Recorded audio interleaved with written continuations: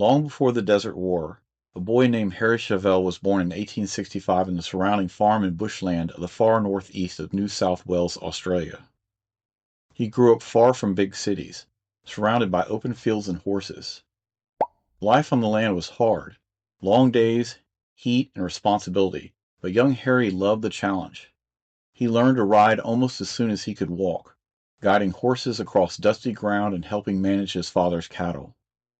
Riding taught him patience. Isolation taught him independence. Hard work taught him discipline. As he grew older, he went away to school and later joined local military units, not for glory, but for service. He gained decades of experience in mounted warfare and leadership across Australia and abroad, serving under British commanders.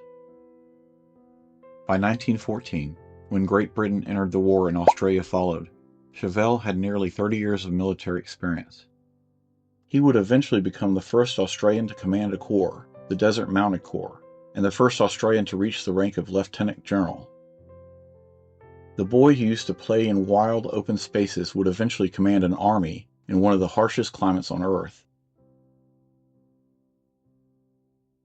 The Ottomans, supported by Germany, built a powerful defensive system stretching from Gaza on the Mediterranean coast to Beersheba on the desert's edge, roughly 30 miles long. The First Battle of Gaza in March 1917 nearly succeeded, but confusion led to a withdrawal just as victory seemed possible. A month later, the Second Battle of Gaza failed outright. The Ottomans were prepared. Machine guns and fortifications shattered Allied frontal assaults. The lesson was clear. Gaza could not be taken by direct attack. When General Sir Edmund Allenby took command, he looked at the problem differently. Instead of smashing into the strongest enemy position again, he asked a different question. What if they crossed the desert and attacked around the edge of the fortified line at Beersheba? The Ottomans believed that the desert was protection enough. Large armies could not cross it unnoticed or survive the water shortage. They were wrong.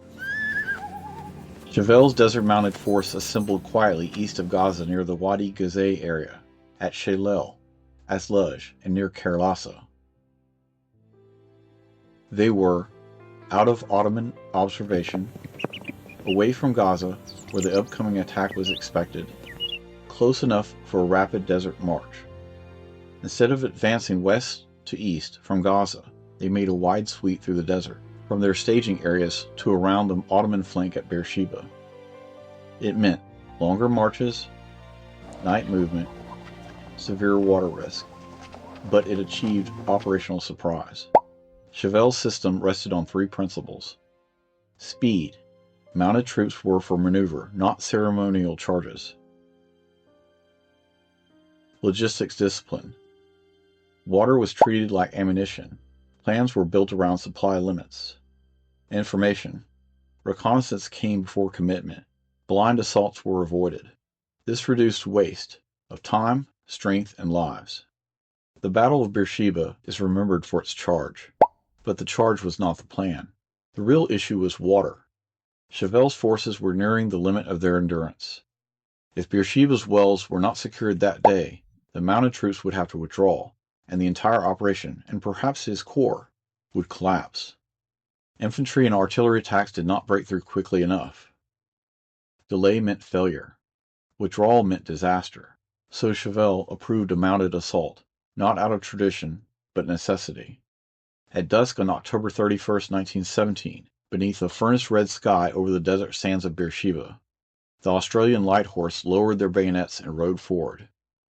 Across open ground they galloped into rifle fire and artillery smoke, chasing not glory, but water.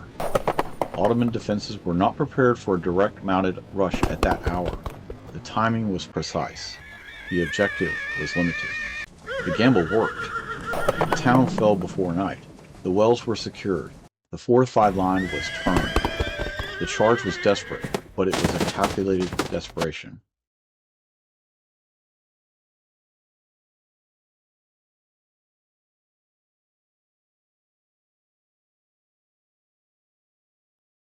Chauvel's methods were not universal. They worked because they were designed specifically for this battle in the desert. It proved that intelligent command could still prevail under modern conditions. Harry Chauvel did not defeat the Ottomans through brute force. He defeated scarcity, distance, time. In a war often remembered for its massive death counts, he stands apart, not as a reckless hero, but as a commander who learned to fight the battlefield he was given. In the Middle East, he did not just fight the enemy, he fought the desert, and he won.